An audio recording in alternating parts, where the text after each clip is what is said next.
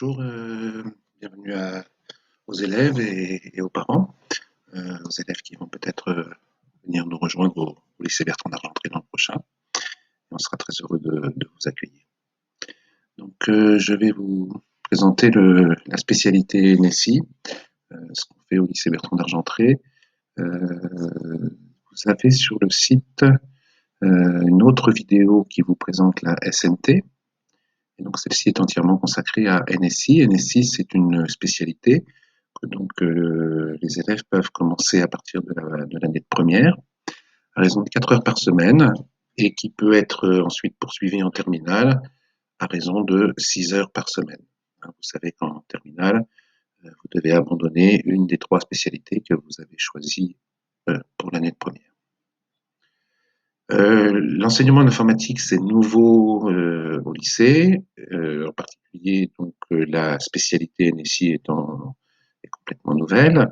C'est un enseignement qui est complètement en prise avec le monde actuel et complètement en prise avec le monde du travail, c'est-à-dire qu'on ne fait pas forcément NSI pour devenir informaticien, parce que l'informatique entre au cœur de beaucoup de métiers. Très très nombreux métiers maintenant ont besoin d'avoir des connaissances en informatique, voire même des connaissances en programmation, en codage. Et donc c'est une discipline qui est vraiment au cœur de l'évolution actuelle du marché de l'emploi et de la société. Et puis au travers de l'informatique, on aborde des sujets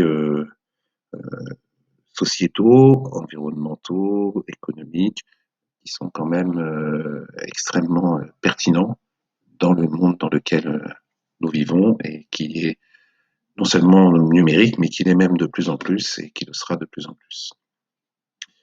Alors on va regarder un petit peu quels sont les enseignements. Ensuite, je vous parlerai de comment se déroule cet enseignement et puis on terminera avec un survol rapide de quels sont les débouchés.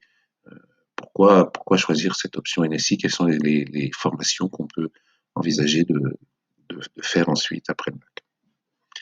Alors, on a une partie donc en première sur la représentation de l'information. Comment sont représentés des nombres, des textes, des images ou des vidéos ou toutes sortes d'objets dans un ordinateur, sachant qu'un ordinateur utilise un alphabet extrêmement rudimentaire, il n'a que 2 lettres, 0 et 1. Cet ordinateur fonctionne en binaire. Donc on étudiera un petit peu cette façon qu'on a de coder toutes les informations avec des 0 et des 1. Et évidemment, vous imaginez bien que traduire une image, la complexité d'une image, avec juste 2 lettres, bah, ça va pas de soi. Il a fallu un petit peu de temps pour imaginer des façons de représenter ça, mais finalement, c'est toujours un petit peu les mêmes techniques qu'on va utiliser, quels que soient les différents types d'informations qu'on doit encoder. Le plus gros morceau, évidemment, surtout en première, il y a un apprentissage assez intensif de la programmation. Donc on va en faire toute l'année, c'est sûr. Dans un premier temps, les briques de base du langage. Et puis petit à petit, on va aller vers des représentations de plus en plus structurées des informations, avec le parallèle, le pendant, en même temps qu'on apprend la programmation, on apprend l'algorithme. Alors, il ne faut pas confondre l'algorithmique et la programmation. Un algorithme, c'est une série d'instructions qui permettent de mener à bien un calcul et d'arriver au résultat. Donc, c'est pas tout à fait la même chose que le codage qui consiste à implémenter un algorithme dans un ordinateur. Alors, on a plusieurs algorithmes au programme. On a tri et dichotomie, donc deux algorithmes de tri différents, et un algorithme qu'on appelle la dichotomie qui permet de faire des recherches dans une liste ou au sein d'un nombre d'objets. Et puis on a, alors ça c'est plutôt en fin d'année, un aperçu des algorithmes d'intelligence artificielle. Alors pas tous les algorithmes d'intelligence artificielle, parce qu'il y en a beaucoup, mais on aborde un petit peu deux grandes familles d'algorithmes d'intelligence artificielle qui s'appellent les algorithmes gloutons et les algorithmes des plus proches voisins. En algorithmique, on aborde aussi un petit peu des notions plus mathématiques. Donc les mathématiques et l'informatique sont deux disciplines qui évidemment ont des relations très étroites. Néanmoins, il n'y a pas de prérequis d'un niveau en mathématiques qu'il faudrait avoir atteint pour pouvoir suivre la spécialité NSI. Il n'est pas non plus nécessaire de suivre la spécialité mathématiques pour pouvoir suivre le programme de NSI, aussi bien en première qu'en terminale. Mais il y a quelques notions mathématiques qui seront abordées, et en particulier quand on va aborder les problèmes de la complexité, c'est-à-dire en fait de l'efficacité d'un algorithme, eh bien, on va devoir faire appel à quelques notions mathématiques, euh, voilà. Mais rien d'insurmontable pour tout élève qui a suivi une seconde à peu près correctement et qui a un niveau qui sait ce que c'est qu'une fonction. Architecture, c'est l'architecture d'un ordinateur. Donc, qu'est-ce qu'il y a à l'intérieur d'un ordinateur? Quels sont les composants de base? Comment ça fonctionne? Comment les différentes unités de traitement échangent et traitent les informations? On parlera aussi des réseaux. Pareil, quels sont les composants du réseau? Quels les différents éléments qui composent le réseau et comment ils s'échangent des informations?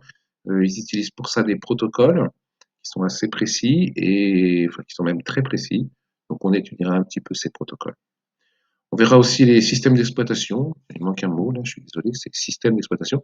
Donc système d'exploitation, on abordera un petit peu le système Unix et on verra un petit peu les commandes de base, mais vraiment de base, hein. C'est vraiment une initiation, une découverte des systèmes d'exploitation et des commandes en ligne en fait qu'on utilise beaucoup dans les systèmes Unix. En terminale, on poursuit donc l'enseignement de la programmation et de l'algorithmique, c'est quand même l'essentiel du programme de terminale. Sur la programmation, on aborde ce qu'on appelle les structures de données, qui peuvent être linéaires ou arborescentes. Alors, arborescente, bien, vous pouvez imaginer une carte avec des villes représentées sur cette carte et des routes qui relient ces villes. Eh bien, vous avez là une structure qui ne peut pas être clairement représentée dans une liste. Il n'y a pas d'ordre. On ne peut pas dire je vais mettre les villes dans tel ou tel ordre, hein, puisqu'on peut passer par différents chemins pour se rendre d'une ville à une autre. Si vous imaginez un réseau d'ordinateurs, c'est bien la même chose. Et il y a énormément de choses qui sont en fait représentées comme ça dans des structures arborescentes qu'on appelle soit des graphes, soit des arbres. Et puis il y a des structures linéaires. Donc, par exemple, si vous imaginez une liste de nombres ou la liste des mots dans un dictionnaire, là, il y a un ordre et les choses se suivent dans un ordre prédéterminé. On peut insérer bien sûr de nouveaux mots, on peut en enlever, on peut faire tout ce qu'on veut, mais enfin, on a quand même une structure qui à la base est linéaire. Donc on va avoir des structures dans la programmation, on va utiliser des structures qui sont un peu de ce type-là.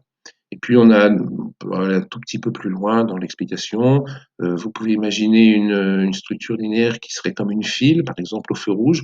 Les voitures s'arrêtent et la première voiture qui démarre quand ça passe au vert, c'est la première qui s'était arrêtée. Alors que si vous imaginez des crêpes qu'on empile, on fait des crêpes et la première crêpe qu'on va manger, c'est celle qui est sur le dessus. Et en fait, c'est la dernière qu'on a fabriquée. Voilà, donc c'est la notion de pile, la notion de fil. Voilà, on va pas mal travailler sur ces choses-là qui permettent de modéliser différentes situations et on va à chaque fois choisir le modèle de structure de données qui va correspondre au problème qu'on étudie. En programmation, on va aborder la programmation orientée objet. C'est une autre façon d'aborder la programmation. Et puis la récursivité. Alors la récursivité fait référence aussi à ceux qui font mathématiques verront des propriétés récursives aussi en mathématiques. C'est un petit peu la même chose, mais on n'a pas besoin d'avoir vu en mathématiques. C'est une notion qui pose quelques difficultés et qui donc est travaillée à peu près tout au long de l'année. Donc qui est abordée dès le début de l'année et qui est travaillée tout au long de l'année et progressivement euh, les élèves apprennent à maîtriser ce style de programmation. On aborde aussi les bases de données en terminale. Donc, qu'est-ce que c'est qu'une base de données? Comment elle est organisée? Comment on la conçoit?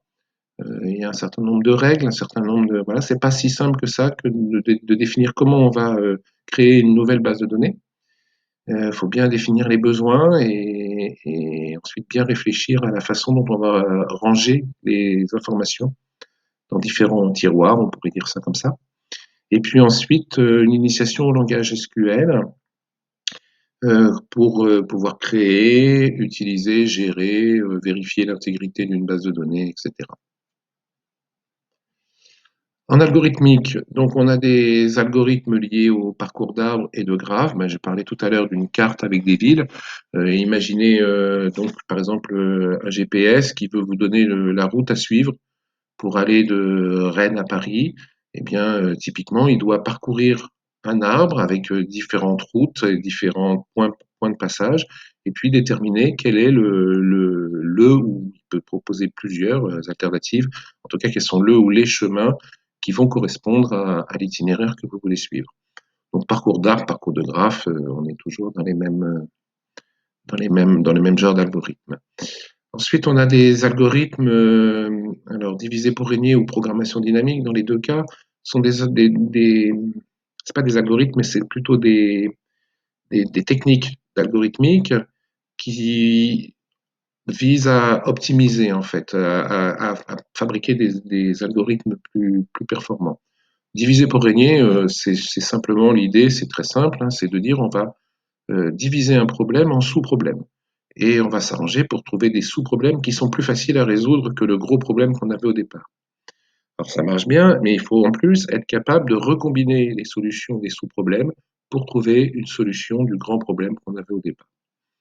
Donc on peut utiliser ça dans un certain nombre de situations et on obtient des gains de performance, des gains d'efficacité, une diminution de la complexité de nos algorithmes. La programmation dynamique est un petit peu dans la même idée. Je ne vais pas rentrer dans les détails ici, mais enfin.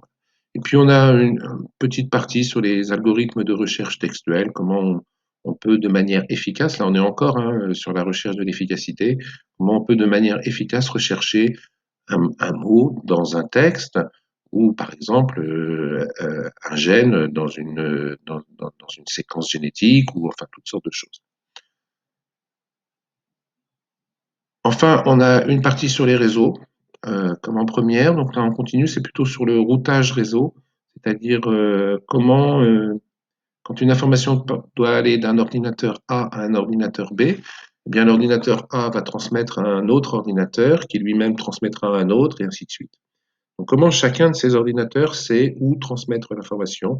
Eh bien ça, c'est le rôle du protocole de routage qu'on étudiera.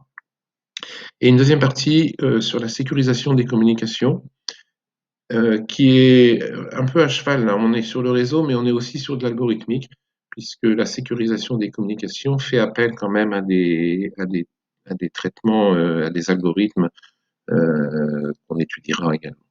Donc là, on est un peu en lien avec tout ce qui concerne la cybersécurité et d'une manière générale, la protection des données, qui sont des problèmes assez majeurs actuellement. Alors, comment se déroulent les cours? Donc, les cours ont lieu toujours en salle informatique, avec chaque élève dispose d'un ordinateur et les élèves sont amenés à utiliser les ordinateurs quasiment à chaque séance, hein, ou pas tout à fait, mais pratiquement à chaque séance. Il est évident que pour apprendre à faire de l'informatique, ben, il faut pratiquer. On ne peut pas envisager d'apprendre de l'informatique uniquement dans les livres, il faut vraiment pratiquer, la pratique est vraiment fondamentale. Néanmoins, la discipline repose quand même sur des notions théoriques, possède un vocabulaire tout à fait particulier qu'il faut connaître, parce que sinon on a vraiment du mal d'abord à aborder certains concepts et puis à exposer ses idées. Et puis il faut quand même pas perdre de vue non plus que l'algorithmique, c'est très vieux, ça fait 800 ans qu'on fait de l'algorithmique, enfin ça fait même plus que 800 ans, ça fait depuis dans 800. Al-Khwarizmi avait déjà posé les bases de raisonnement algorithmique. Or, on a inventé les ordinateurs qu'en 1946. Donc, entre les deux, il s'est quand même passé quelques centaines d'années pendant lesquelles on a fait de l'algorithmique sans ordinateur. L'algorithmique, c'est avant tout du raisonnement. Et donc, ce raisonnement peut, et même souvent doit, se passer de la machine. Il faut vraiment séparer la réflexion sur ce que c'est qu'un algorithme de l'implémentation, du codage, de la programmation. Dans tous les cas, l'enseignement vraiment repose sur un aller-retour permanent entre la théorie et la pratique. On pourrait dire en gros, que les cours théoriques occupent un tiers, voire même un peu moins du temps, les TP et les TD occupant donc un bon 2/3 du temps passé en classe. Et puis le deuxième pilier de cet enseignement, c'est les projets. Donc durant le premier semestre, que ce soit en première ou en terminale, on fait plutôt des mini-projets qui s'étalent sur environ 3 semaines.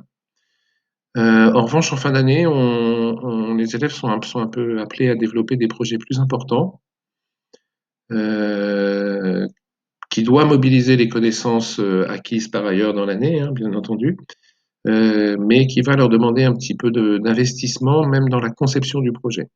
C'est à eux de choisir le thème, ce qu'ils ont envie de faire.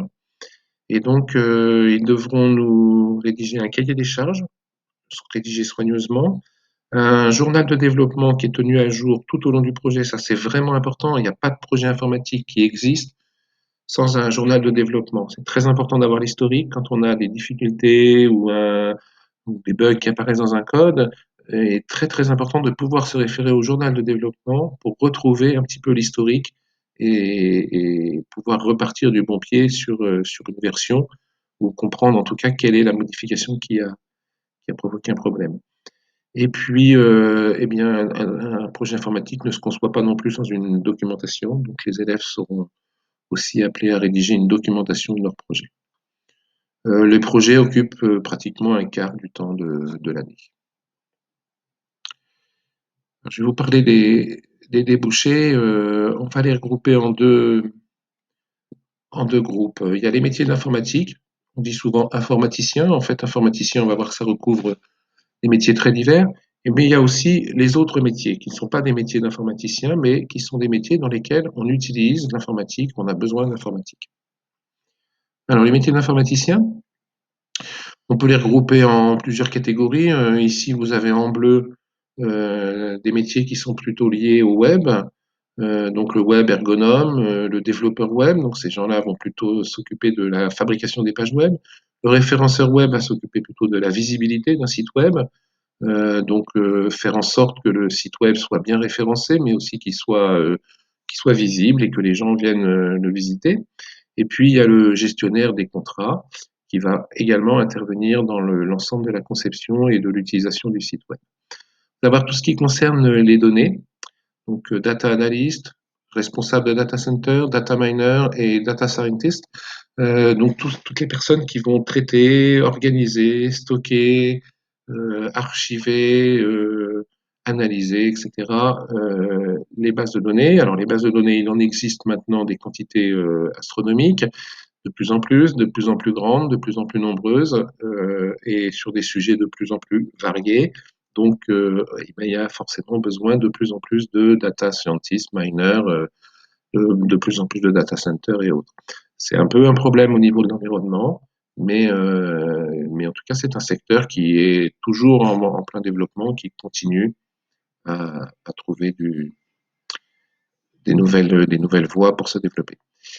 Et puis, il y a alors tout ce qui va être l'aspect sécurité des risques des systèmes informatiques, le cloud, la virtualisation, c'est-à-dire en fait tout ce qui est le fait que beaucoup d'activités sont maintenant déportées et traffic manager aussi. Donc ça, ce sont des métiers dans lesquels on va beaucoup s'occuper en fait de la mise en relation du réseau, voilà, et puis de la sécurité bien sûr. Voilà pour les métiers de l'informatique. Alors, on va trouver des formations dans ces domaines-là, dans toutes les grandes filières classiques, hein, donc BTS, IUT, les écoles, tout un tas d'écoles, des écoles en 2 ans, des écoles en 5 ans, privées, publiques. Il y a vraiment une offre de formation très très importante. Les classes préparatoires, donc les classes préparatoires aux grandes écoles, dont notamment la MP2I, donc maths, physique et informatique, mais aussi d'autres classes préparatoires en fonction aussi de vos autres spécialités en première et en terminale. Et puis bien entendu l'université, licence, master, doctorat, l'université qui propose d'excellentes formations hein, dans le domaine de l'informatique. Il y a vraiment une offre de grande qualité et très reconnue au niveau de l'informatique à l'université. La plupart de ces formations proposent des formations en alternance, parce qu'aujourd'hui, beaucoup d'élèves souhaitent pouvoir suivre une formation en alternance.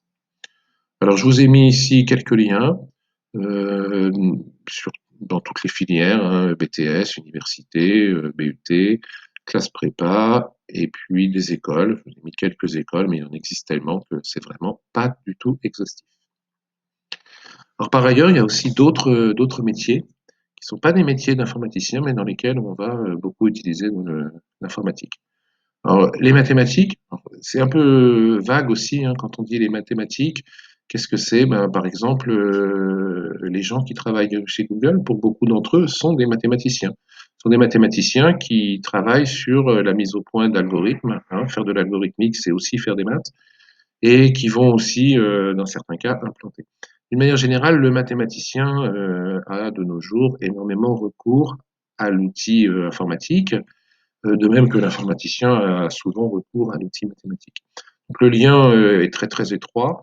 Dans un cas comme dans l'autre, que ce soit une formation de mathématiques ou une formation d'informatique, ce sont des formations qui euh, assurent assez facilement des débouchés, un emploi dans des métiers qui sont généralement bien variés et bien valorisés.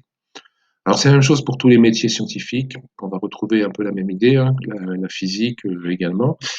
Moins connu, la bioinformatique, un domaine qui est vraiment en plein développement. Aujourd'hui, faire de la biologie, c'est beaucoup faire de l'informatique, c'est beaucoup de programmation d'algorithmique. Je vais l'illustrer très simplement avec les succès récents de BioNTech ou de Moderna. Ce sont deux vaccins qui ont été calculés par un ordinateur. Ça a pris à peu près 48 heures de calcul, donc des algorithmes assez lourds. Hein, 48 heures de temps de calcul, c'est quand même déjà des codes assez lourds. Et au bout de 48 heures, l'algorithme est capable de nous donner le contenu de la molécule d'ARN qui va permettre de neutraliser le virus. Donc, c'est vraiment un exemple parmi tant d'autres. C'est un domaine vraiment en plein développement dans le domaine médical, mais d'une manière générale en biologie, de plus en plus de recours à l'informatique. Donc, il y a beaucoup de formations. Je vous en ai mis quelques liens ici, mais vous verrez, il y en a vraiment beaucoup de formations qui sont vraiment dédiées à la bioinformatique. Je vous ai mis ici un lien, vous verrez une cartographie des formations en bioinformatique en France. Il y en a vraiment beaucoup.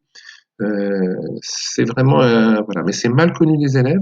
On a d'ailleurs très peu d'élèves qui suivent SVT et NSI, qui seraient pourtant des cursus qui seraient bien adaptés euh, pour, euh, pour les gens qui veulent faire de la bioinformatique. Donc la NSI est vraiment complémentaire de la biologie. Mais c'est pas seulement dans les métiers scientifiques, on va retrouver aussi des offres de formation. Donc les formations se sont adaptées au marché de l'emploi, hein, bien entendu. Donc ces formations, si elles existent, c'est qu'elles répondent à une demande.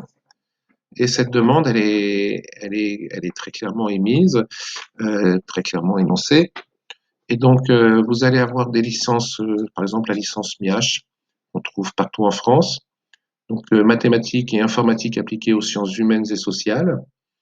Vous allez avoir des parcours informatiques et sciences sociales, informatiques et sciences humaines à peu près partout.